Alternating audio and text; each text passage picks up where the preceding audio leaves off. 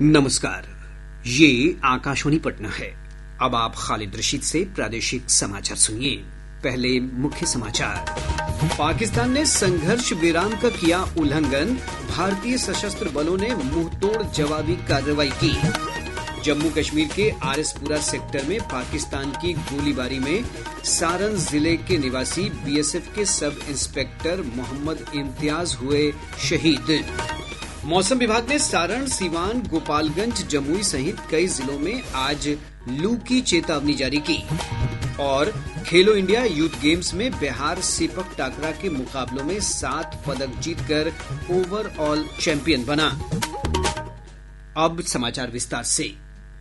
विदेश सचिव विक्रम मिस्री ने कहा है कि पाकिस्तान के साथ बनी संघर्ष विराम सहमति का बार बार उल्लंघन हुआ है। नई दिल्ली में संवाददाताओं से बातचीत में श्री मिस्री ने कहा कि सशस्त्र बल संघर्ष विराम उल्लंघन का समुचित और उचित जवाब दे रहे हैं तथा भारत इन उल्लंघनों को बहुत गंभीरता से ले रहा है। भारत ने पाकिस्तान से संघर्ष विराम उल्लंघन को समाप्त करने के लिए उचित कदम उठाने तथा स्थिति से गंभीरता और जिम्मेदारी के साथ निपटने का आह्वान किया है।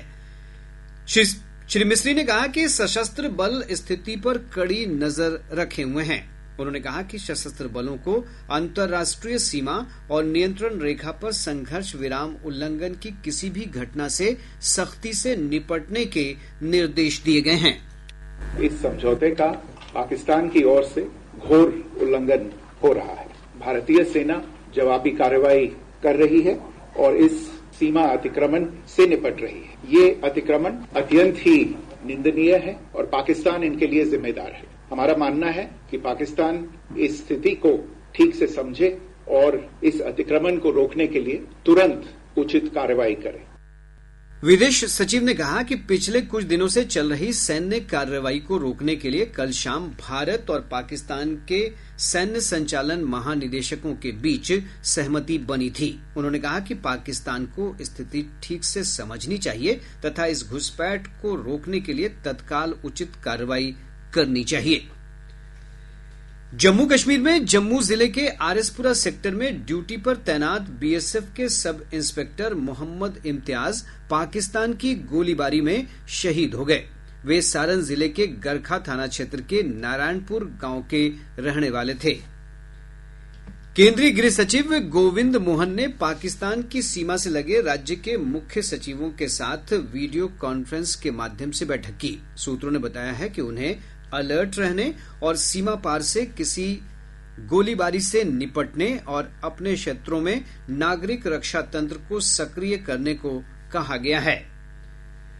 पाकिस्तान के साथ सीजफायर के बावजूद नागरिक सुरक्षा निदेशालय ने प्रदेश में सुरक्षा तैयारियों को मजबूत बनाए रखने का निर्देश दिया है। डीजी सह नागरिक सुरक्षा आयुक्त डॉक्टर परेश सक्सेना ने कहा कि मॉक ड्रिल के दौरान आई खामियों में सुधार करते हुए नया मास्टर प्लान तैयार किया गया है। इसके तहत इन खामियों को दूर किया जा रहा है। आज राष्ट्रीय प्रौद्योगिकी दिवस है। वर्ष 1998 में इसी दिन भारत ने राजस्थान के पोखरण में परमाणु बम का सफल परीक्षण किया था। यह दिन देश की प्रगति और विकास में प्रौद्योगिकी की महत्वपूर्ण भूमिका की याद दिलाता है। आज के दिन भारत की तकनीकी विशेषज्ञता और देश के पहले स्वदेशी विमान हंसा 3 के प्रक्षेपण में वैज्ञानिकों, इंजीनियरों और नव प्रवर्तकों के योगदान और छठे वैश्विक परमाणु परीक्षण को याद किया जाता है। राष्ट्रीय प्रौद्योगिकी दिवस का उद्देश्य दैनिक जीवन में प्रौद्योगिकी की भूमिका को उजागर करना और विज्ञान तथा प्रौद्योगिकी में युवाओं की रुचि को प्रोत्साहित करना है। देश में आर्टिफिशियल इंटेलिजेंस, जैव प्रौद्योगिकी और क्वांटम कंप्यूटिंग जैसी अत्याधुनिक तकनीकों से प्रगति और नवाचार को बढ़ावा मिलता है। प्रादेशिक समाचार आप आकाशवाणी पटना से सुन रहे हैं। ताजा समाचारों के लिए आप हमारे एक्स हैंडल AIR News_पटना पर जा सकते हैं।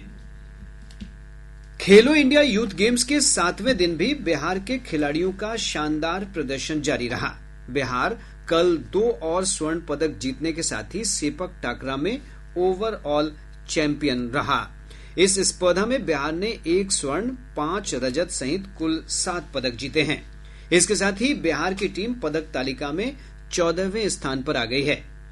इधर महाराष्ट्र के खिलाड़ियों का उत्कृष्ट प्रदर्शन का सिलसिला जारी है। 74 पदक जीतकर महाराष्ट्र मेडल टैली में पहले स्थान पर बना हुआ है। 39 पदकों के साथ कर्नाटक दूसरे, जबकि 23 पदकों के साथ राजस्थान तीसरे स्थान पर है।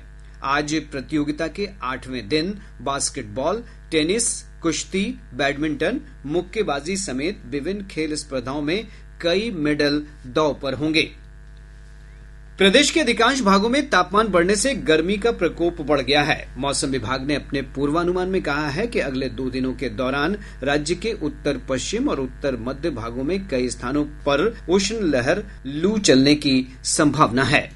दिनांक 11 मई को राज्य के गोपालगंज, पश्चिमी चंपारण, पूर्वी चंपारण, सीतामढ़ी, मधुबनी, सुपौल, पूर्णिया, जमुई एवं बांका जिलों में लू चलने की संभावना है, जबकि राज्य के दक्षिण पश्चिम, दक्षिण मध्य एवं सिवान, सारण, शिवहर, मुजफ्फरपुर, वैशाली, दरभंगा, समस्तीपुर, मुंगेर, खगड़िया, भागलपुर, सहरसा, मधेपुरा जिलों में गर्म और शुष्क दिन रहने की संभावना है।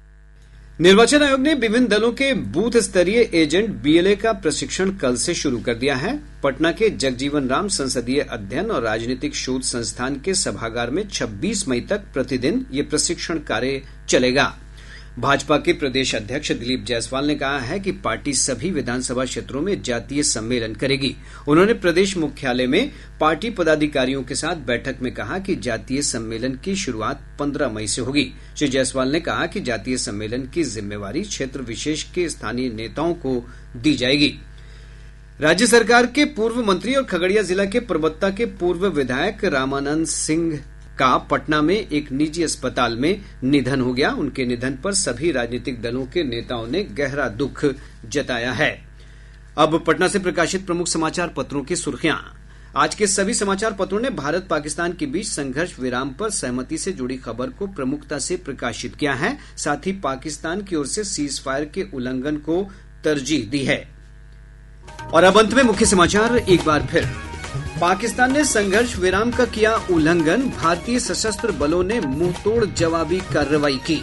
जम्मू कश्मीर के आरएसपुरा सेक्टर में पाकिस्तान की गोलीबारी में सारण जिले के निवासी बीएसएफ के सब इंस्पेक्टर मोहम्मद इम्तियाज हुए शहीद। मौसम विभाग ने सारण, सीवान, गोपालगंज, जमुई सहित कई जिलों में आज लू की चेतावनी जारी की। और खेलो इंडिया यूथ गेम्स में बिहार सेपक टाकरा के मुकाबलों में 7 पदक जीतकर ओवरऑल चैंपियन बना। इसके साथ ही आकाशवाणी पटना से प्रसारित प्रादेशिक समाचार का ये अंक समाप्त हुआ। आकाशवाणी पटना से अगला समाचार बुलेटिन दोपहर 2 बजे प्रसारित किया जाएगा। नमस्कार।